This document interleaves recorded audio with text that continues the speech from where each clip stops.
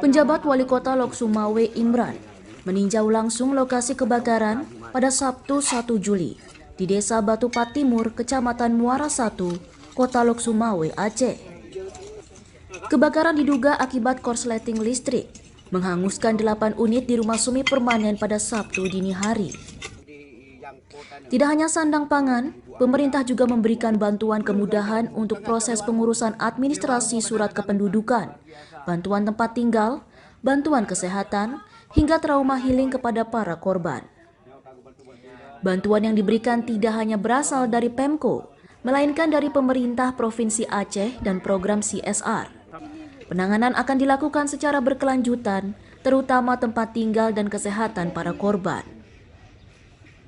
Sampai saat ini hasil pemantauan saya yang pertama ya terkait dengan penanganan yang sakit, saya sudah minta itu rumah sakit Arun itu untuk menangani.